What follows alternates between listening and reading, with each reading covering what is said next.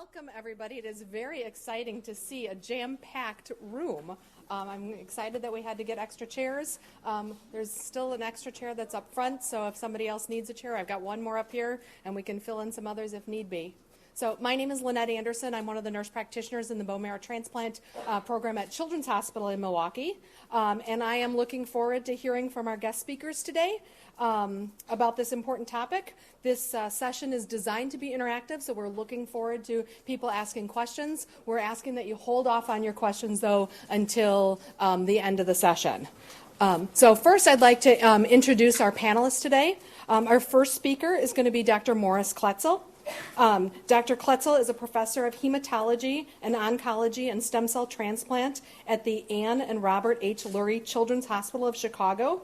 He has conducted extensive research in the area of minimal residual disease after transplant, neural stem cell differentiation using adult stem cells, and umbilical cord blood transplantation. He has a special interest in chronic graft versus host disease. Dr. Tara Henderson is going to be our next speaker, and she is the medical director of the Childhood Cancer Survivor Center at the University of Chicago Medicine. Her research focuses on the development of and screening for secondary cancers in childhood cancer survivors, and she's interested in developing surveillance strategies for high-risk survivors. Dr. Henderson is recognized nationally as a leader in the area of cancer survivorship and holds steering committee positions in the Children's Oncology Group and the Children's Cancer Survivor Study. And last, we have Julia O'Malley-Stepensky. She is a nurse coordinator at the Pediatric Cancer Survivor in Transition Clinic at Advocate Children's Hospital. She is a childhood cancer survivor herself and underwent a stem cell transplant 8 weeks after giving birth to her second child.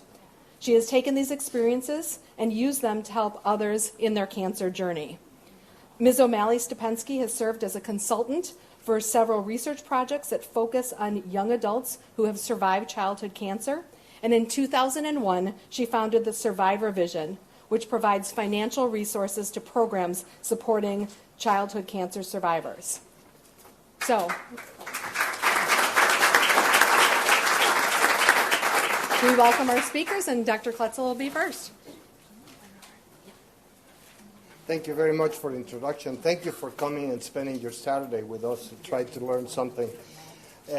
Obviously, talking about long-term side effects is the part of medicine that I hate to talk about it, because one of the biggest reasons we're here is not only to cure the patients from the disease, either with transplantation or without, but try to prevent them from having these long-term effects. And that's one area that we have become more and more interested in that. So essentially, I want to quote Dr. DeAngio, because he said children who are cured from cancer must follow for life. That's important for some of you who are survivors, because not much because we're worried about the recurrence of the disease, but we are feared that these therapies can cause some other problems, and that's where we're going to focus today. Now, unfortunately, I'm not going to focus on every single long-term effect that could happen, but some of the highlights that we can talk about it and that will be more interesting to you. Well, how we are going to define a survivor? The Children's Oncology Group has determined that at the completion of initial treatment, you can become a long-term survivor. Some people say 5 years beyond the diagnosis or 2 years after treatment. That's other ways to point that out. In some centers, people are followed immediately after they complete the therapy, and in some others, we follow them after they meet some of these criteria. The NCI, or the National Cancer Institute, issues begin at the time of diagnosis and continue throughout their life. So not only we are going to see the patients during the immediate post-chemotherapy, post-treatment courses, but sometimes we have to transition to adult medicine, and Dr. Henderson will talk a little bit more about it later. What is the impact of survivorship? Approximately 15,000 children less than 20 years of age will be diagnosed with cancer by 2014. 80% of the pediatric cancer are now curable by different methods, including transplantation. They have 4 million people in the U.S. who have survived some form of cancer after 5 years. So you can see that there is a real need to not only to learn from the survivor patients, but we can actually do long-term studies to figure out what is the best way to manage their complications, but also try to prevent them, because as pediatricians, we like to prevent these long-term effects. It says this is an old data, by 2000, 1 in 900 individuals between the age of 16 and 44 years of age would have been survivors of childhood cancer. By 2020, it's estimated at 1 in 200. So it's a large number. It's a lot of survivors, which is good. Survivors impact different areas. It impacts family, it impacts society because the cost of care is very high. But it can have physical problems, psychological, which some of you may already experience and have to deal with that. Certainly some social issues that people have to address at some point in time. When you're in a conversation and somebody tells you, well, my child had cancer, people turn the other way and stop talking to you. Even that happens to the nurses and physicians. And certainly there is a financial impact of this. There's 3 components of cure. A biological component, which is maintaining the patients in continuous complete remission until they die from other causes, from adult life, 90 years of age. That would be terrific if we can achieve that. Psychological acceptance that they have in cancer. And one of the things in transplantation, we talk a little bit about cancer, but there's some effects on patients who not necessarily have had cancer. And they have interfered with their normal life, and that we have to deal with that, including school issues, friendship, pain, poor sleep, etc. And certainly the social issues, incorporation of the person who is cured into main society to be able to get a job and to be able to carry on with some of the day-by-day activities as everybody else is. Some of the late effects are influenced by many, many factors. Obviously, some of them the type of drugs or radiation of other therapies that have been implemented, the dose of the treatment and the frequency, what total dose of the different agents were used, the duration of the treatment, if they underwent transplantation or not, and other circumstances that added to the effects, how many infections the patient had during the course of the therapy, how many hospitalizations, visits to the intensive care, etc., what the effects of the injury that has been an issue. And certainly it's different to have a child who is a newborn or a young individual who has to go through some of these therapies versus some adolescent or young adults who already completed their growth, in which we don't have to worry as much about that. And we don't have to worry about the brain development, etc., like we do with the younger patients. So the age is a very important factor in looking at survivorship. So we can look at different side effects, and I'm going to generalize. We can have endocrine late effects. And a lot of people who receive radiation, either because of local radiation or close to the area, may have an increased incidence of second malignancies, primarily of the thyroid gland, or hypothyroidism, lack of function of the thyroid gland. And it's assumed that higher doses increase the risk of hypothyroidism. Even 65% of the patients who receive more than 2,000 centigrade of radiation may have a higher incidence of thyroid problems. Excuse me.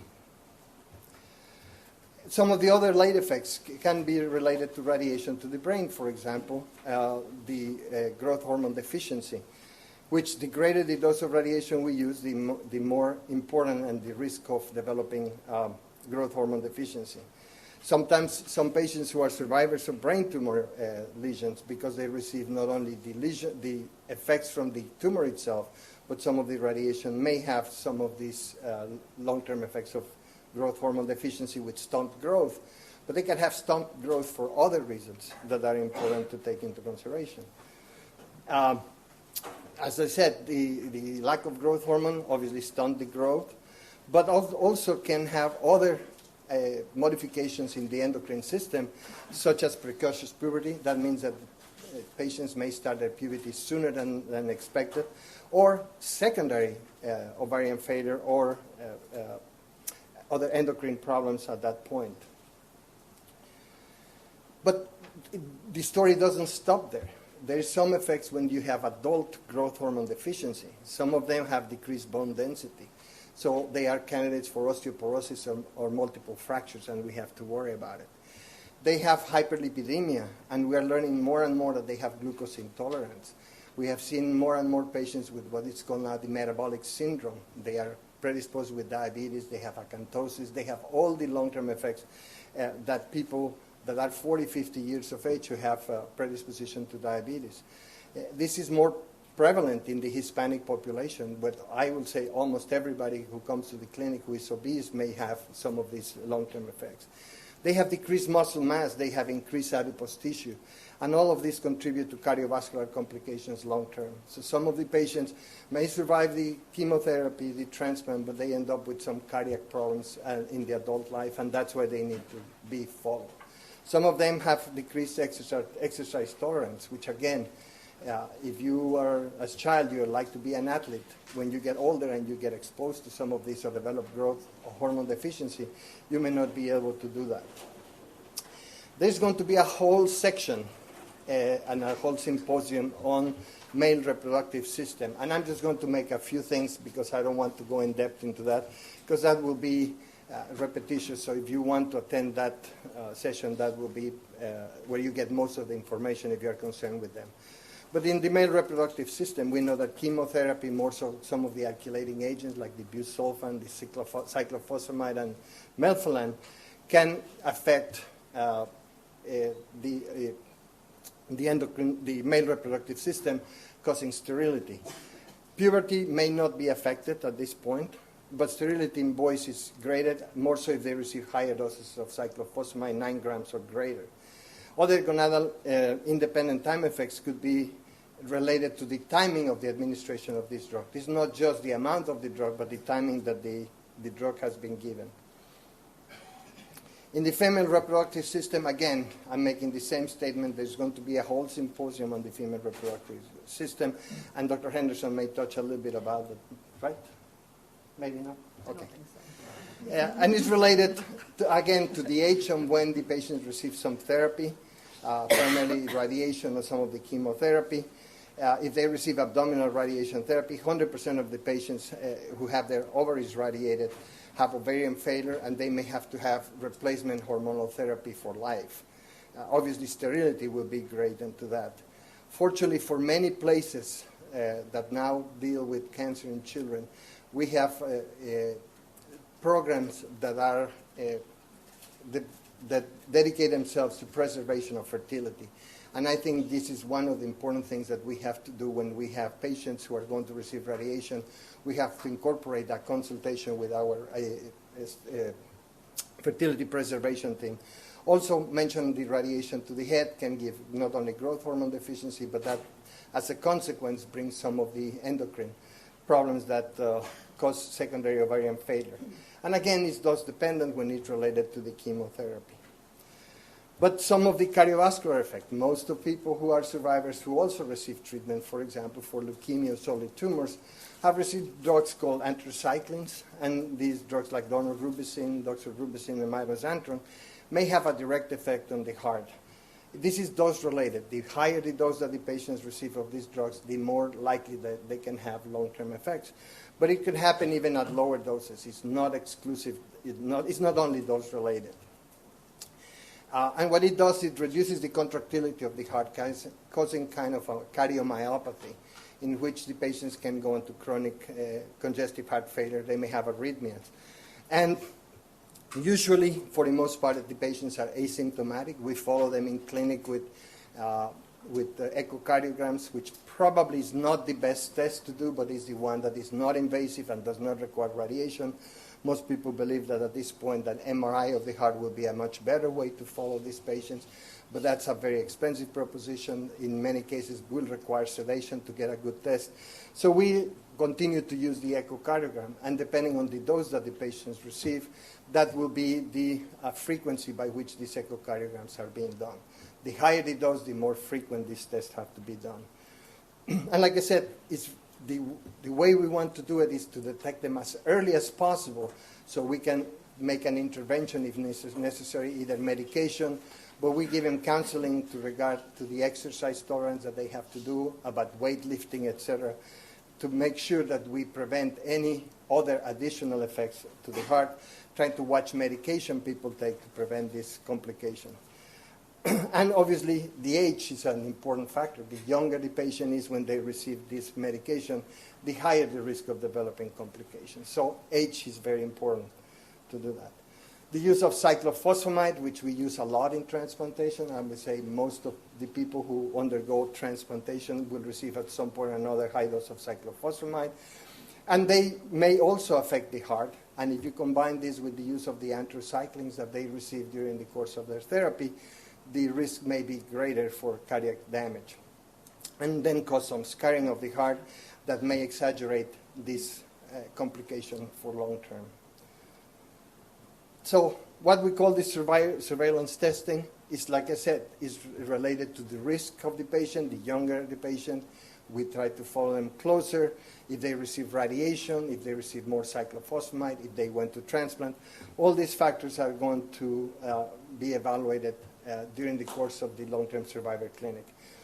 Obviously, any stressors that could be to the heart, like pregnancy, general anesthesia, and exercise, will be discussed with these patients to try to minimize any added effect that we can prevent and make sure that they get conditioning rather than exercise to be bodybuilders. And like I said, in some cases we have to put Holter monitors because they may have arrhythmias. They may present to us with palpitations, and we have to decide if this arrhythmia requires treatment or is just associated. We certainly discourage the use of caffeine, smoking, and alcohol in all of our survivor patients because they may enhance some of the risk of these cardiovascular effects. The pulmonary effects that patients can have may be radiation-induced, and it basically is a progressive scarring of the lungs. They may collapse and interfere with the gas exchange. So some people have exercise intolerance. They require, in some cases, oxygen at night. Some people may have developed chronic graft-versus-host disease of the lungs. And I'm not going to talk about chronic graft-versus-host disease because there's a couple of sessions being later, because that in itself will take me about 3 days just to talk about it. But one of the major effects in the lungs, if you develop chronic graft-versus-host or bronchiolitis obliterans of the lung, the problems may be exacerbated, and even most of the patients could end up dying from this complication. And certainly the effects of radiation, the effects of the age in which these people receive radiation may play an important role. Since the lung has developed over the years, the younger the patient receive radiation to the lungs, the longer or the more important side effects they will have. Some drugs that people receive in the course of their disease can also induce some pulmonary toxicity. In some cases could be just a simple allergic reaction, for example, bleomycin. But some of them have a direct effect on the lungs, like bleomycin, the nitrosoureas, the cyclophosphamide, and the busulfan that we use more and more often for lungs, and we tend to follow these patients for life. Unfortunately, for the younger patients, it's very difficult to assess what impact they have had in the lungs because we cannot do pulmonary function tests with relative frequency. So we have to wait till they are old enough to be able to perform this test. So it's an important issue, at least to follow them closely to make sure that they don't have any associated symptoms with their respiratory status. And this in itself, it's a major issue that we have to deal with, and people need to know about it, that the effects of radiation or the chemotherapy are not without a price. And sometimes a lot of our patients may develop secondary malignancies because of the DNA damage that occurs. And it depends on the frequency of radiation, for example, if we use it for part of the transplant in total body radiation. And some, like we mentioned already, some of the other side effects on the different organs. We have seen an increased incidence of thyroid cancer, for example, in patients who first become hypothyroid and then develop the complication. The chemotherapy, this is a latent period. It can happen as short as a couple of years after you finish your therapy, but sometimes 20 years later, we can see second malignancies. We have had long-term survivors that have to have more than one second malignancy, and because they receive other drugs. So not all of the side effects, long-term effects, are related directly to the transplant itself, but they are all related to the prior therapy that the patient received, and in some instances, to the primary disease for which they were transplanted. For example, patients with Fanconi's anemia, which is a benign disease, they may survive their transplant, we can cure their hematological process, but they are at risk to develop oral mucosa cancers, etc. So it's very important to take into consideration all the previous history of therapy. Dr. Henderson is specialized in this, so I'm not going to touch this, the secondary breast cancer. So I'm just going to mention that she will talk a little bit more about it, right? A little bit, yeah. Of course. And this is another important thing, the neurocognitive effects of the cancer therapy or the therapy for transplantation. In some cases, depending on the age in which the patients receive the transplant or whether they receive the radiation or the chemotherapy, obviously the younger the patient is being treated, the more at risk they are going to be for learning disabilities or decreased IQ. They may have memory deficit. They have visual motor integration problems. They have attention deficit.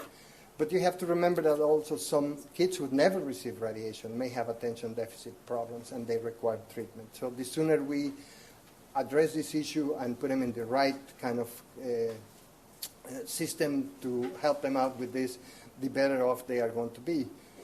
They may have problems with reading, math, etc. This may have many causes. In some cases, they are being rejected by their peers because they may not be don't appear as bright as their peers. What the teachers expect from them, the absence from school. Even though they are survivors, sometimes they have other medical reasons for which they have to attend medical, and that requires missing school, and they fall behind. Obviously, parental education, they have to understand that these are risks, and we have to detect them as early as possible to try to take the proper steps to correct this problem. Obviously, socioeconomic status plays an important role, and the social and emotional development has to be adjusted for each individual patient. We have seen a lot of the post-traumatic stress disorder, not only in the patients, but in the families and family members. And this is a life-altering event, and I think we have to address that issue. Sometimes it goes undetected, not only the child, they have poor sleep, poor behavior. Sometimes the parents have poor sleep, and they have to deal with that, and it reflects in the whole interaction of the family. So we have to address these social interactions very well. And like I said, it not only impacts the patient, but it may impact also the family members. In conclusion, and this is my last thing, first of all, we have to prevent these long-term effects. I think that's our job as physicians, to learn from the therapies that we provide to try to minimize. The cancer of the pediatric patient is not complete when they finish therapy. We have to follow them for life because we still need to learn what is happening to the patients long-term so we can provide a better treatment or change our therapeutic approach to these patients. And like I said, it's a long life. And I finish there if anybody has any questions. Actually, I think we're going to hold questions, if Okay. that's okay, to the very end. So please write down your questions and hold them, and then we'll ask questions at the end. So, Thank you. Dr. Henderson.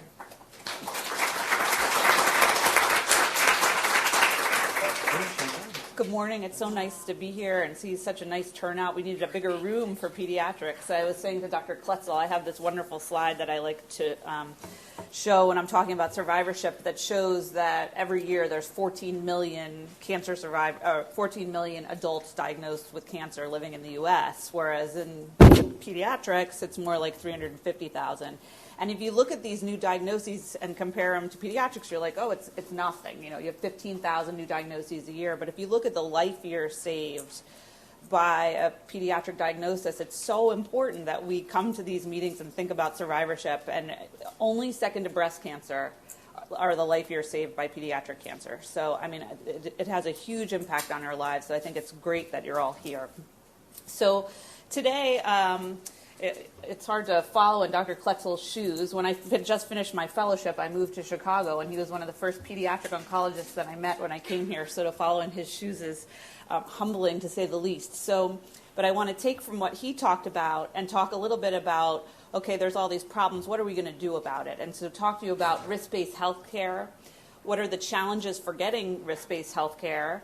How you, as survivors and families of survivors need to think about choosing your healthcare providers in the community, and the importance of understanding your own transplant and history of cancer.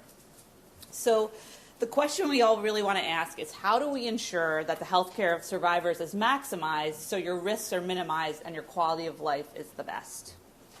So the Institute of Medicine, which is a non-governmental agency that really sets the standard for all of medicine in the U.S., had 2 seminal publications for cancer survivors, and I think this applies to transplant survivors as well.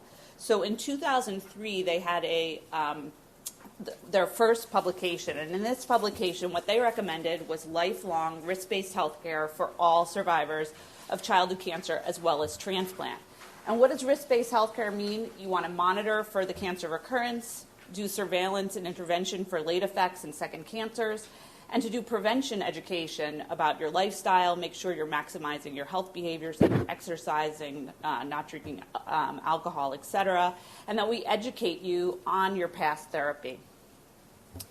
In response to this publication, the Children's Oncology Group, which is our national, many of you probably know this already, but it's our national consortium of clinical trials, a group within the Children's Oncology Group wrote the long-term follow-up guidelines, which basically are very comprehensive exposure-based guidelines for the long-term care of childhood cancer survivors and transplant survivors.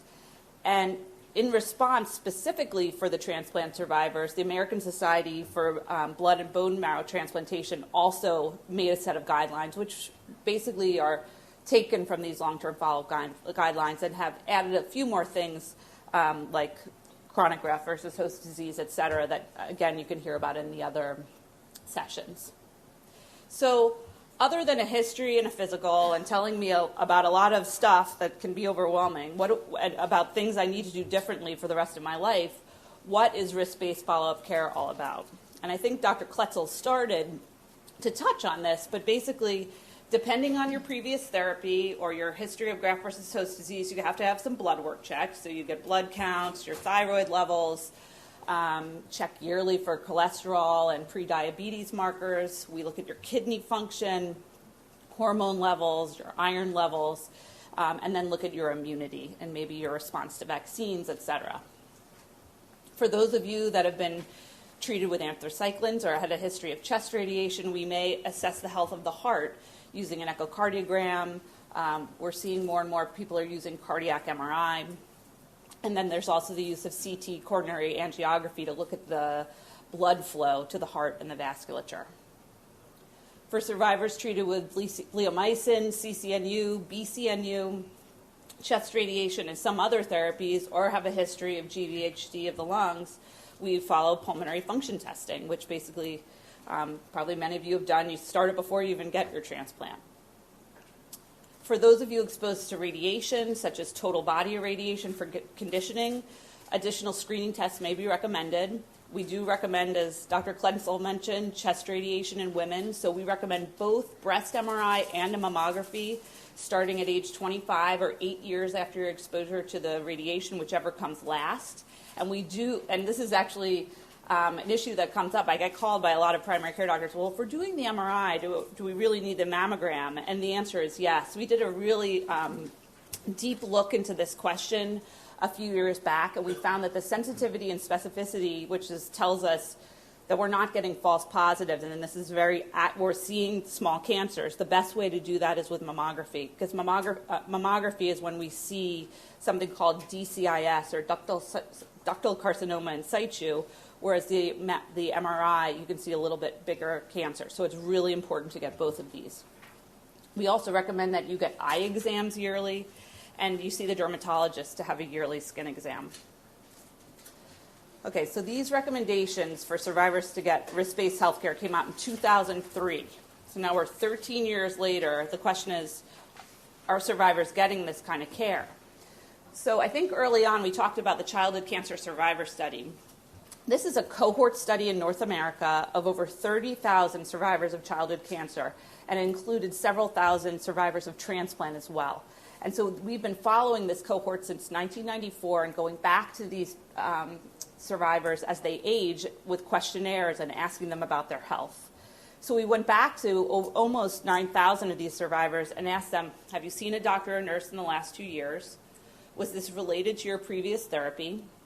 Do you get any advice about risk reduction, or were screening tests ordered? And did you have an echocardiogram or mammogram? And so you can see of these survivors, 12% had no care, 56% got some sort of general care, and only a third were getting survivor-focused or risk-based health care. So why do you want? Our pages aren't colored. Oh, really? So You want to write it down? would you please? Thank you. Sure. This doesn't count into my minutes, does it, Lynette? No. Now, extra minute. Okay, thanks. The 56 is general care? General care.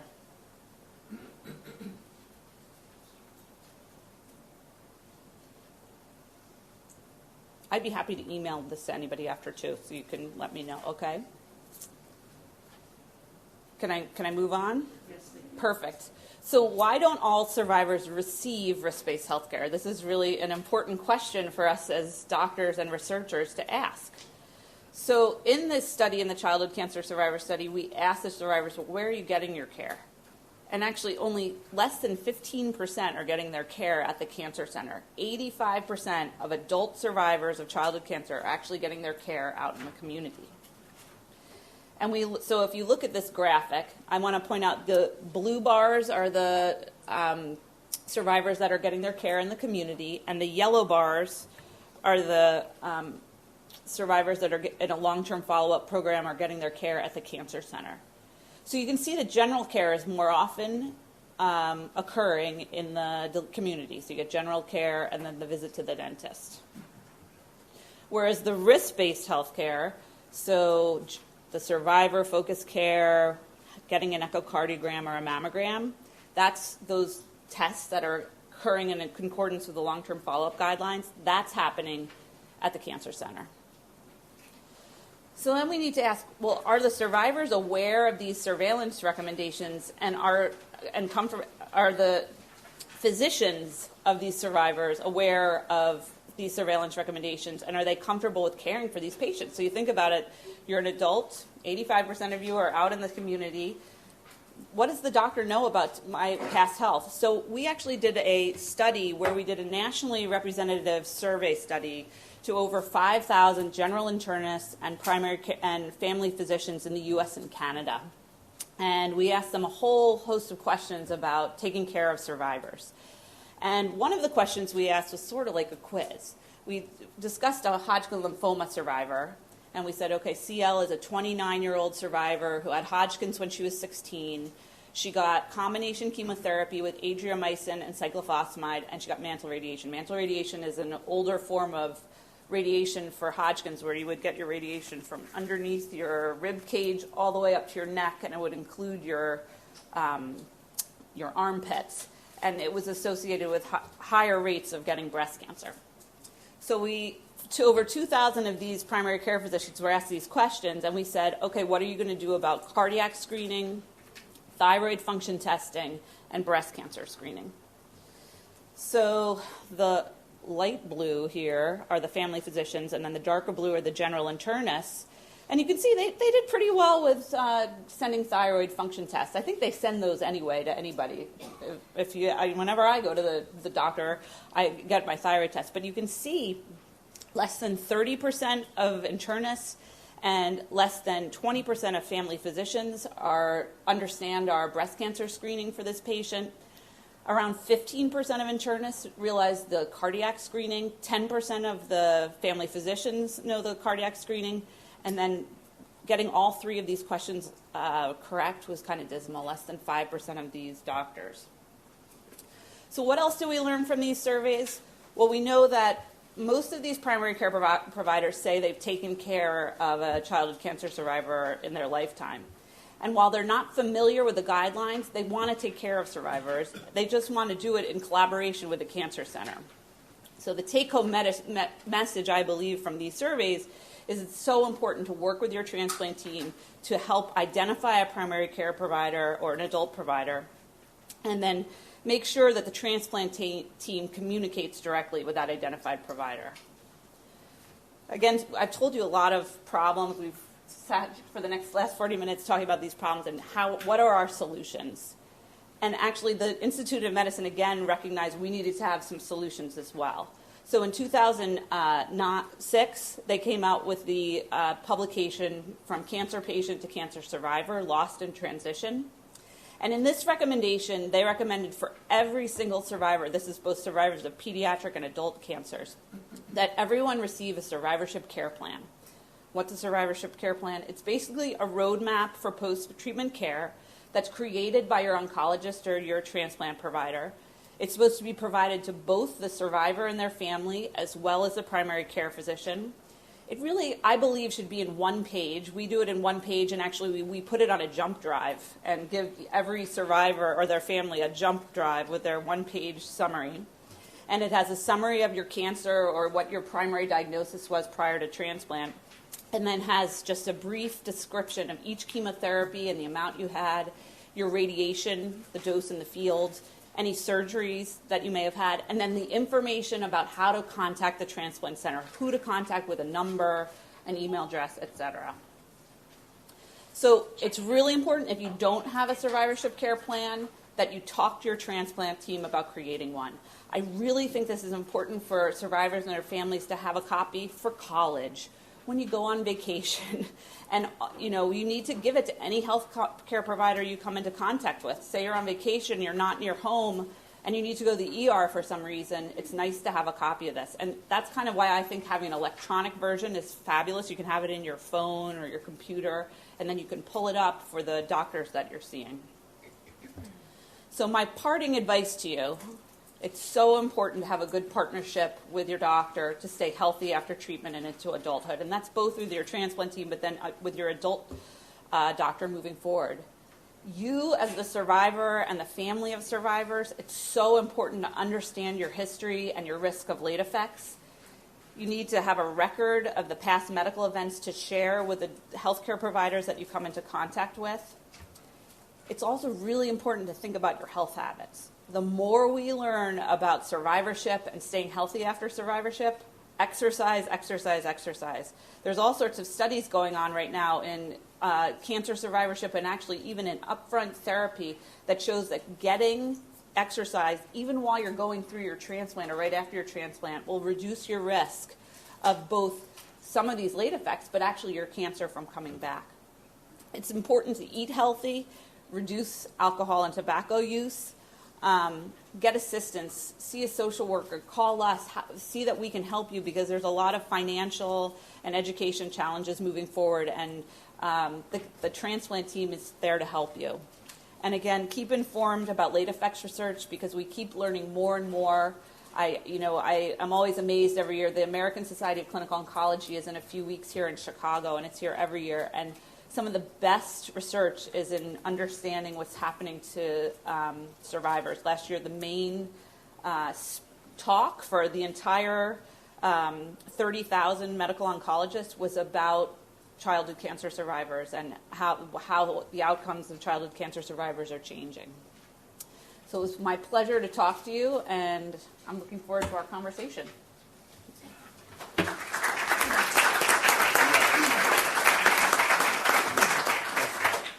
Thank you so much, Dr. Kletzel and Dr. Henderson. We do have about 15 minutes that we can ask questions. We are recording this session for patients and families that couldn't make it here. So we are asking, if at all possible, if you can make it to the microphone to ask your question. I know we're a little crowded in here, so if somebody can't get up, I'll try and repeat the question so that we have it. So please.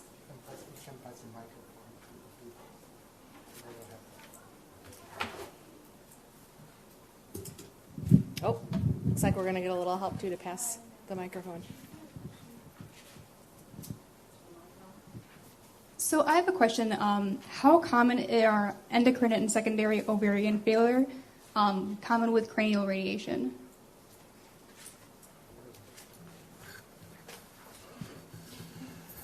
I think it's very common. I give you a specific number I don't have. But it all depends at what age and at what time you receive the cranial radiation. Remember, in the brain we have also the pituitary gland, which regulates most of our hormone hormonal activity. So if you receive it at a very young age, most likely you're going to develop ovarian failure. And in combination with a transplant, the conditioning regimens that we give you for transplant, unfortunately, are really hard on your kidneys. So, not on your kidneys, on your ovaries. So, I haven't drank all my coffee. So, we know that getting total body radiation, the high doses of alkylators, most girls are going to be in premature ovarian failure after they go through that therapy. So, it's hard to tease apart what was it, the cranial radiation, or was it the conditioning for your transplant? The other issue is that right now there's also a window of opportunity, depending on the age of the patient, in which we can still do ovarian preservation. They can actually harvest the eggs at some point in time. We can talk about it for long, but I think you should go to the symposium of that will happen later. You did? So they probably talk about it. That's why we didn't spend much time. But yeah, there's a solution for that if you are in that window.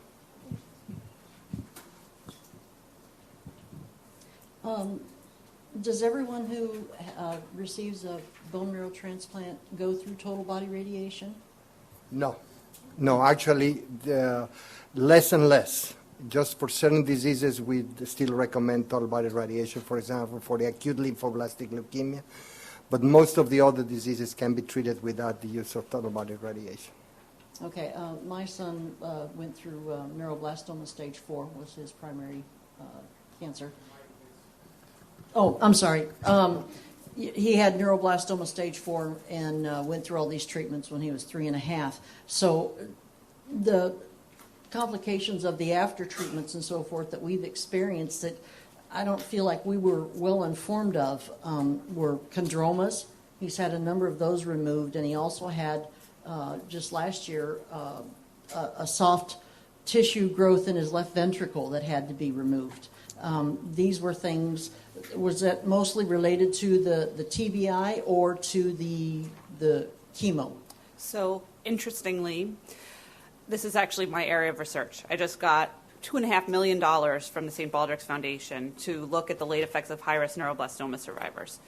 High-risk neuroblastoma is a disease that until 10, 20 years ago, people weren't surviving. So as a result, when I give you this data about childhood cancer survivors, that didn't include high-risk neuroblastoma survivors. Right. We're seeing anecdotally a lot of long-term effects from having multiple transplants, high doses of chemo at a very young age, but we don't really know exactly what's causing these late effects. We've given you new drugs that patients never received before, so immunotherapy, the retinoic acid, and we don't understand completely how to tease apart what part of that therapy is what is causing these late effects. But the good news is we're about to open in the Children's Oncology Group this trial where we're going to be recruiting hopefully about 350 high-risk neuroblastoma survivors. Your center, you can talk to me afterwards. We're hoping that it's going to open Children's Oncology Group wide. We're going to be paying for the center and for the families to come back. We're going to be doing a full day of clinical testing on patients. We're also going to be doing some questionnaires of you and your child and questionnaires from your doctor. And we're hoping from this big cohort study that we've been lucky enough to get a lot of money to look at this question. And hopefully we'll have some more information about that soon. That's wonderful. Go ahead. No, I was just going to add, one of our nurse practitioners, Karina Diner, who's sitting in the back, we reported this side effect in patients with neuroblastoma and some others who received total body radiation. The developing of this bone exostosis is more common than we think. These chondromas that you're talking about that can be benign for the most part. They don't require any other issue except that they are very painful, and sometimes that's why they require some surgical intervention. But this is a very common effect that we have learned from the long-term survivors who receive total body radiation. Okay. So, the other thing, he went through or is going through finishing up adult transition with Survive and Thrive at Children's Mercy in Kansas City and is transitioning over to KU Med. What I'm wondering about, as a neuroblastoma survivor, would he want to follow with the lymphoma type group? Because it seems like they're limited on what they're offering, and we're not sure which group would be Well, best. I mean, I think that every different cancer center has a different model for how they they transition survivors to adulthood. And I think that he probably should, you need to talk to your long-term program. I feel like I've met the nurse practitioner that works in that program. Wendy McClellan. Yeah, I've met her. She's awesome. I would go to her as a resource because I Okay. think she'll know who the best adult person to follow. Because I don't think necessarily a lymphoma specialist would be right for him. I think he's going to need to have a really, really good, most likely internist, endocrinologist, cardiac doctor, going back and talking to your pediatric group. Right. Yeah, So- annually he'll be going through the cancer center for annual checkups. Yeah. But he is seen by an internist for other incidentals. Yeah, exactly. So, we're Yeah. doing good. Thank you. You're doing great.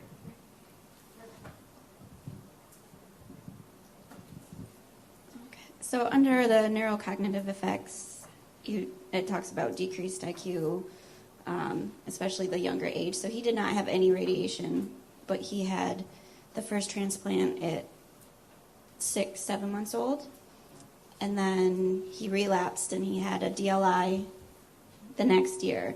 So right now he's actually testing above his age, but it says here that decline's not evident for about 3 years from diagnosis. So It really depends on what his primary diagnosis, what he got for the primary diagnosis, and then what his conditioning was. Because we kind of have a sense of certain drugs are associated with development of these cognitive late effects. And I'd like to add, like, some of the chemotherapy medicines don't affect your IQ at all. It's more a question of it can cause issues like high dose methotrexate, steroids. Those medicines can impact sort of your executive functioning. So it's not that the child would have any difference in IQ. It just sort of like it takes you longer to get to the memories. Okay. So I think the earlier you get evaluation, it's always good to know where you are because you can do intervention on that. But just because you had a transplant doesn't necessarily mean you're going to get these late effects. I think that's something I debated talking about, but in our limited time. But risk, you have to remember that risk doesn't equal it happening. Risk just is like, I talk about risk of late effects. And so we say, oh, wow, it's 5 times out of the general population. Well, some of these cancers in the age group we're looking at, the risk is like 0.01%. So if you have an increased risk of 5 times the general population, that's 0.05%. Okay. So just remember, it's scary and overwhelming to hear all these things. It doesn't mean they're all going to happen. Because I know he did have the busulfan and Cytoxan. And he received intrathecal medicines as well, spine medicines. No, actually, no, he didn't do that. So it's just because his doctors say that they're just going to keep monitoring him. But right now, That's good. I thought we kind of escaped that one, but there is still a chance that it could still develop. As the executive function gets more complicated with age, that's when Okay. we're going to start noticing. Okay. At this point, that executive function is relatively simple, speaking of, but as they get older, it may get worse. Did he get high-dose methotrexate or? I don't even remember. See, he it. might That- not. I think it's real. Again, like it that's the one- totally depends on what you had. So that's why it's Okay. so important to get that summary and sit down with your doctor. Because if you see all this, you're like, oh my gosh, I'm going to have all these things. But actually, when we sit down with you, we can say, yes, maybe. Okay. So, yeah, please. So coming from the patient standpoint, pediatric cancer was in a pediatric cancer center and then transitioning to an adult facility. I know that there's some of you here that are going to be doing that. It is key for you as the survivor to take ownership of your history. You are going to be your best advocate. Eventually, you're not going to want to go to the doctor with mom anymore. Okay, you might move away from mom and dad. I know that's scary. My mom went with me till I was like 21. But finally, I was a nurse myself. I'm like, I got to do this on my own. I have to own this on myself. And don't settle. If you don't have a survivorship team in place and you have to go to an internist and that internist just doesn't get you and you don't feel like you're going to get the care that you need, you don't settle. You are your best advocate.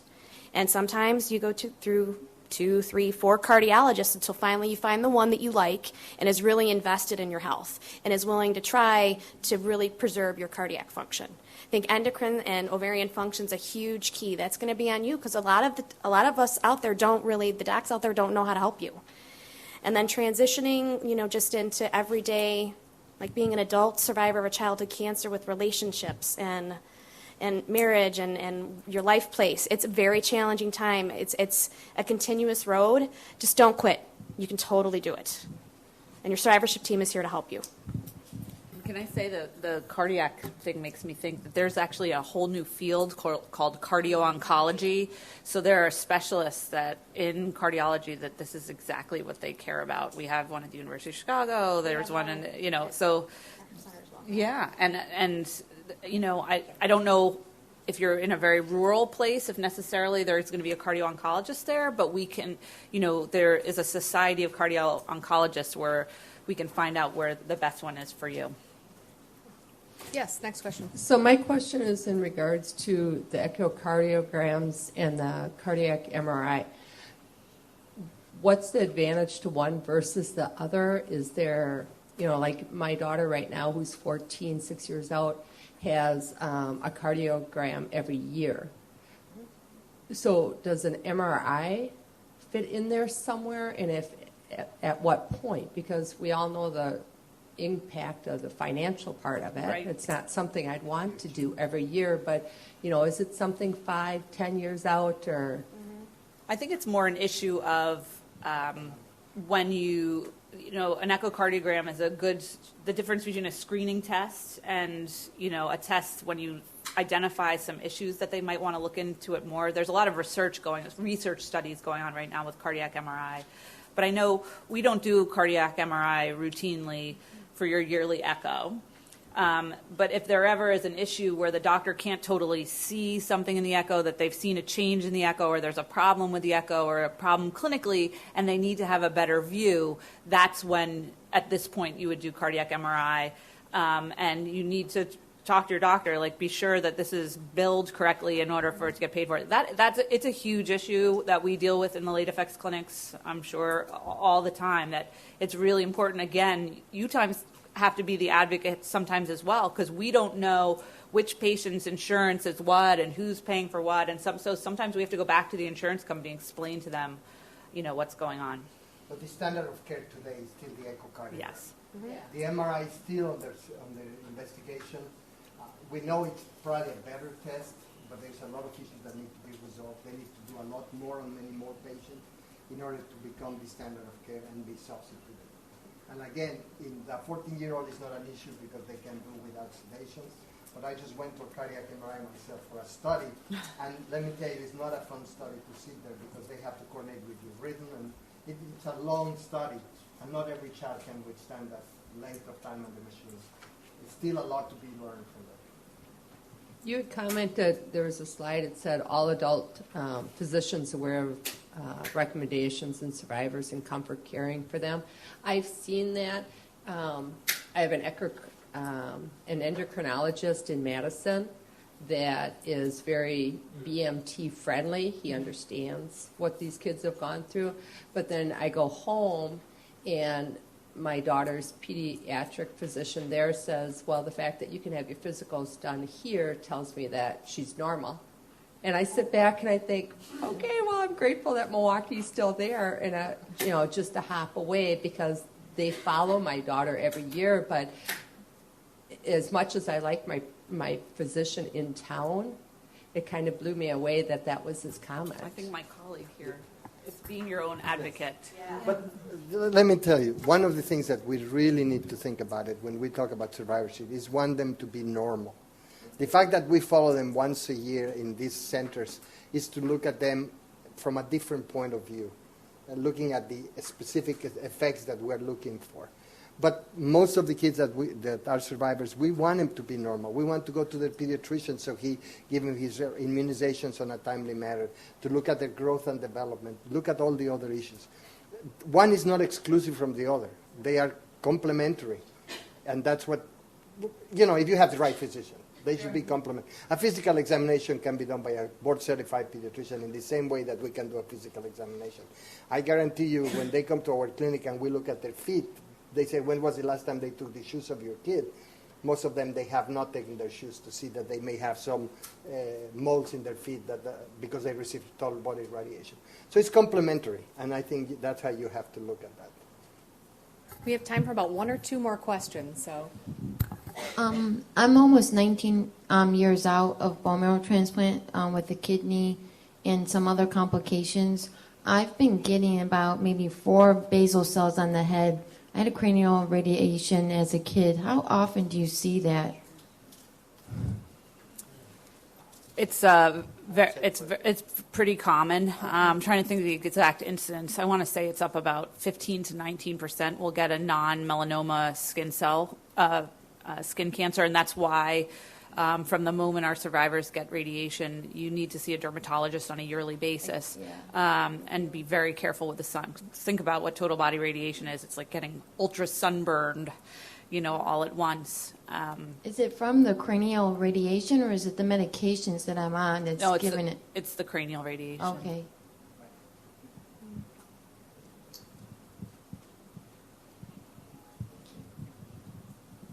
Any other questions?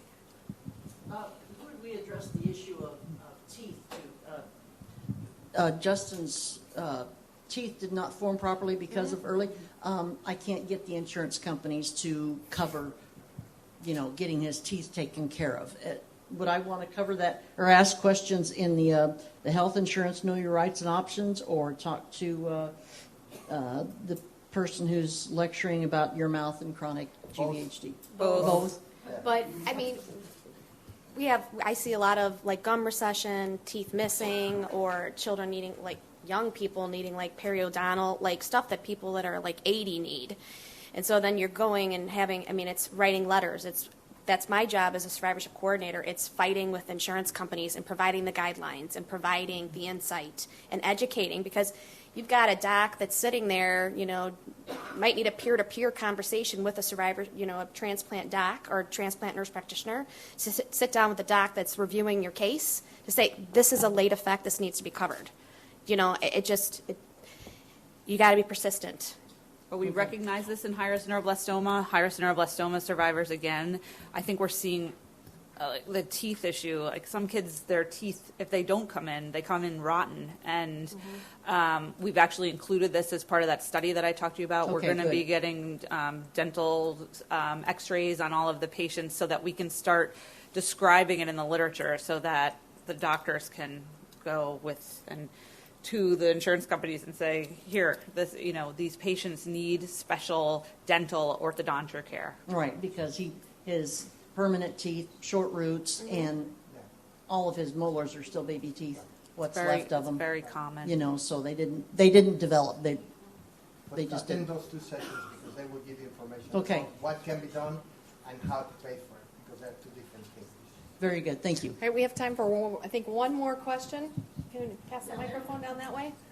Well, I think I have a loud enough voice. If you can still use the microphone. Like they want you. Okay. I would just have a question for Dr. Henderson. How can we connect with you? I think my son would be a candidate for the study that you're going to be undertaking. I can give you my email address. And Sure. Where do you get your care? Children's Hospital in Madison. Yeah, the other thing is, you can let your doctors know. We're reaching out now to all of the COG sites to try to get these sites to open the study and once it's activated. Okay. And we're going to try to show families if that site's not open that you can go nearby. But we actually are we know neuroblastoma parents are really engaged and active, and actually we have 2 parent advocates who are part of our grant, so that we hope to really mobilize the parents again, because sometimes late effects is not necessarily the first thing that an oncologist is thinking about. So we need to know that people like you are going to your center and being like, open this study. This is so important, because I think high-risk neuroblastoma right now is what leukemia was about 40 years ago. So we started curing leukemia, and we started seeing all of these late effects of leukemia, and we're like, oh, we better go back to the drawing board so we don't have these same significant events. And so now we have high-risk neuroblastoma, where we're starting to really see our first populations of high-risk survivors. We have to go back, use this information to do a better job in writing our clinical trials. Sure. So it's so important that you bring your son back, or daughter. Son, I will. I'll refer through our primary, and then also I'd like to get your email. Okay, perfect. Sure. Thank you. Well, thank you very much. I think this is going to conclude our first session. I'd like to thank our panelists up here, Dr. Kletzel, Dr. Henderson, and Julia O'Malley-Stepansky. I'm very grateful for their expertise, and thank you all for your excellent questions. We've got about 15 minutes before the next groups are going to go, so stretch, get something to drink, find a restroom, and then come on back.